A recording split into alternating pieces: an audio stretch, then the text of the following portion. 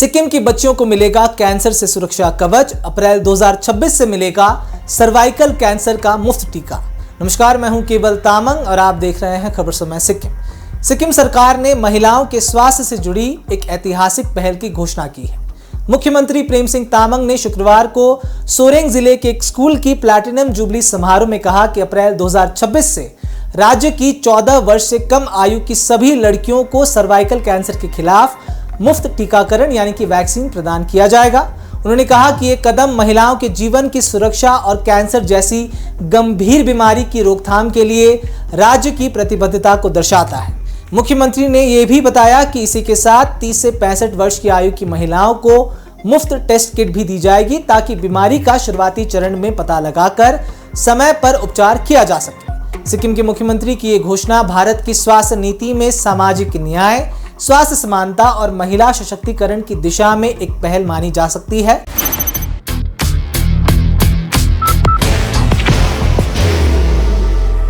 There will only be one insignia.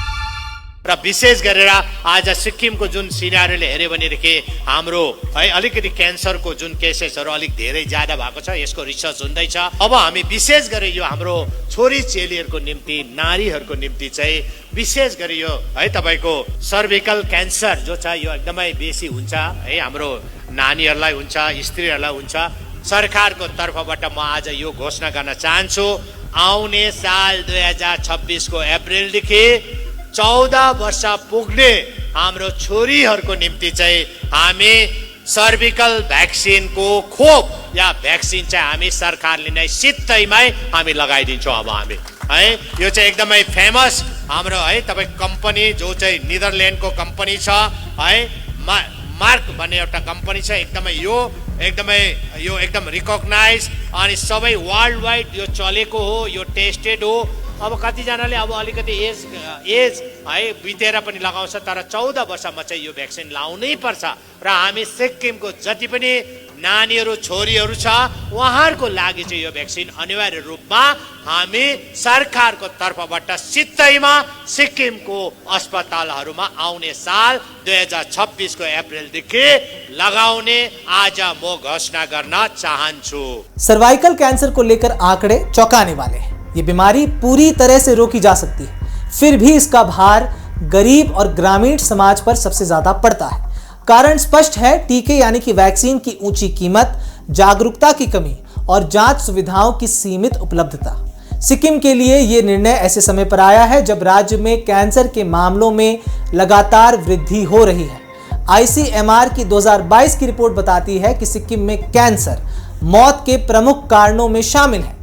Bharat सरकार द्वारा संसद में दी गई, लोकसभा में दी गई जानकारी के अनुसार राज्य में कैंसर के अनुमानित मामले 2020 में 445 से बढ़कर 2024 में 561 हो गए हैं, जबकि इंडिया टुडे नॉर्थ ईस्ट की रिपोर्ट बताती है कि केवल 2024 में 551 मामले दर्ज किए गए, यानी कि 2015 की तुलना में 2 गुने से भी अधिक।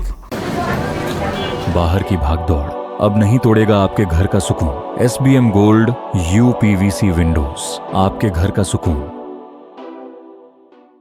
इस वृद्धि के कई कारण बताए जा रहे हैं, जैसे कि खान पान की आदतें, जैसे red meat, smoked meat, fermented food का सेवन, साथ ही जंक फूड का बढ़ता चलन, शारीरिक निष्क्रियता और कीटनाशकों के उपयोग से जुड़ा पर्यावरणीय खतरा। पर एक बड़ा कारण यह भी है कि राज्य की करीब 50% आबादी इलाज के लिए राज्य के बाहर जाती है, जैसा कि ICMR NCDIR के सर्वे में पाया गया था। ऐसे में मुख्यमंत्री प्रेम सिंह तामंग का यह निर्णय बेहद अहम है, क्योंकि ये इलाज से पहले रोकथाम पर ध्यान केंद्रित करता है। सर्वाइकल कैंसर का मुख्य कारण HPV संक्रमण है और WHO का कहना है कि 2030 तक यदि 90% लड़कियों को HPV टीका मिल जाए तो सर्वाइकल कैंसर को लगभग समाप्त किया जा सकता है। भारत ने भी इस दिशा में कदम बढ़ाया है, लेकिन केंद्र की यूनिवर्सल इम्यूनाइजेशन प्रोग्राम में HPV टीके को शामिल करने की प्रक्रिया अभी शुरुआती चरण में है। सिक्किम की घोषणा इसलिए भी महत्वपूर्ण है क्योंकि ये राज्य स्तरीय नेतृत्व की मिसाल पेश करती है। जुलाई 2025 में नई दिल्ली में सिक्किम के विज्ञान एवं प्रौद्योगिकी विभाग और स्वास्थ्य एवं परिवार कल्याण विभाग द्वारा आयोजित expert consultation on cancer prevention and control इन सिक्किम में ये तय हुआ था कि सिक्किम को भारत का पहला कैंसर प्रिवेंशन मॉडल स्टेट बनाया जाएगा। उसी क्रम में ये नीति वास्तविक रूप लेती दिख रही है। फिर भी इस योजना की सफलता का निर्धारण केवल घोषणा से नहीं होगा। ग्रामीण और जनजातीय इलाकों में इस अभियान को पहुंचाना सबसे बड़ी चुनौती होगी। सिक्किम का भौगोलिक स्वरूप, ऊंचे पर्वतीय इलाके, बिखरी बस्तियां और स्वास्थ्य कर्मियों की सीमित संख्या, इन सब के बीच निरंतर जनजागरण और अभिभावकों के विश्वास को जीतना बेहद जरूरी होगा। वैक्सीन की मुफ्त उपलब्धता से कहीं अधिक महत्वपूर्ण होगा ये सुनिश्चित करना कि हर लड़की वास्तव में टीकाकरण केंद्र तक पहुंच रही है। इसके लिए स्थानीय स्कूलों, पंचायतों, आशा कार्यकर्ताओं और शिक्षकों की सक्रिय भागीदारी आवश्यक होगी। सिक्किम ने अगर ये मिशन सफलतापूर्वक लागू कर लिया तो ये पूरे देश के लिए एक आदर्श बन सकता है, ये दिखाते हुए कि एक छोटा सा राज्य भी बड़ी स्वास्थ्य नीतियों का नेतृत्व कर सकता है। फिलहाल इस मुद्दे पर रहेगी हमारी नजर। ऐसी ही तमाम खबरों को जानने के लिए हमारे साथ जरूर बने रहें और देखते रहें खबर समय सिक्किम। हर समय खबर समय। धन्यवाद।